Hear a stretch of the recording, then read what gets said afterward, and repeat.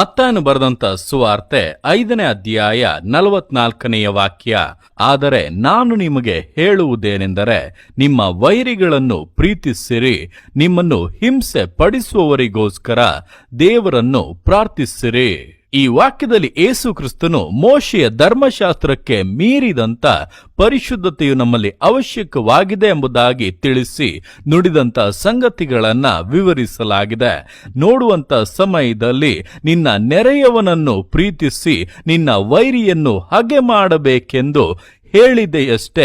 ಆದರೆ ನಾನು ನಿಮಗೆ ಹೇಳುವುದೇನೆಂದರೆ, ನಿಮ್ಮ ವೈರಿಗಳನ್ನು ಪ್ರೀತಿಸಿರಿ, ನಿಮ್ಮನ್ನು ಹಿಂಸೆ ಪಡಿಸುವವರಿಗೋಸ್ಕರ ದೇವರನ್ನು ಪ್ರಾರ್ಥಿಸಿರಿ ಎಂಬುದಾಗಿ.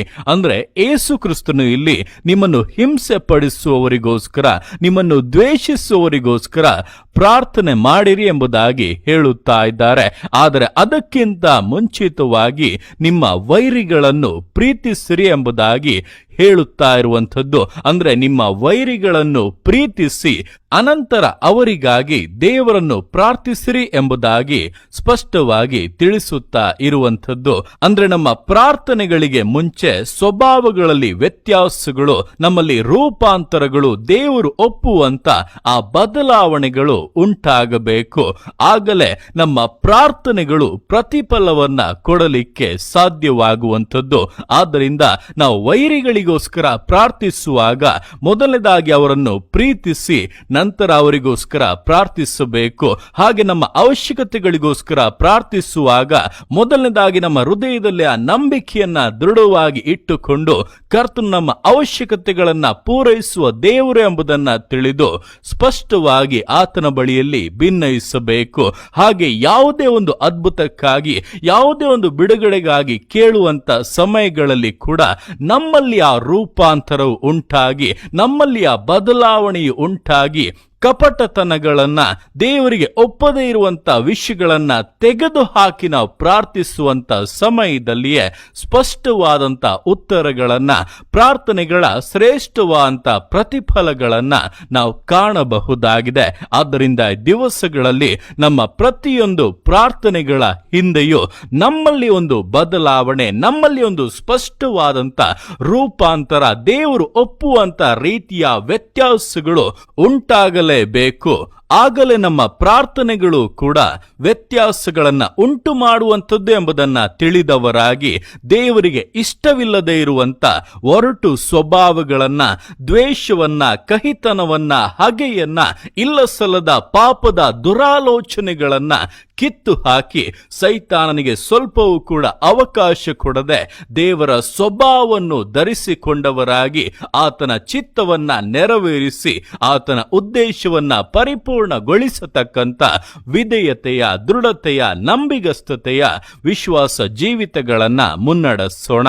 ದೇವರ ಕರಗಳಲ್ಲಿ ಸಮರ್ಪಿಸಿ ಪ್ರಾರ್ಥಿಸೋಣ.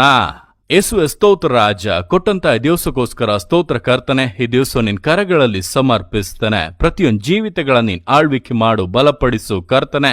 ಹೌದಪ್ಪ, ನಿನ್ನ ವಾಕ್ಯದಲ್ಲಿ ನೀನ್ ಸ್ಪಷ್ಟವಾಗಿ ತಿಳಿಸಿದಂತೆ ನಮ್ಮ ವೈರಿಗಳನ್ನು ನಾವು ಮೊದಲನೇದಾಗಿ ಪ್ರೀತಿಸಿ ನಂತರ ಅವರಿಗೋಸ್ಕರ ಪ್ರಾರ್ಥಿಸಬೇಕು. ಪ್ರತಿಯೊಂದು ಪ್ರಾರ್ಥನೆಗಳ ಹಿಂದೆ ನಮ್ಮಲ್ಲಿ ಒಂದು ಸ್ವಭಾವ ವ್ಯತ್ಯಾಸಗಳು, ನಮ್ಮಲ್ಲಿ ಒಂದು ಬದಲಾವಣೆಗಳು ಉಂಟಾಗಲೇಬೇಕು.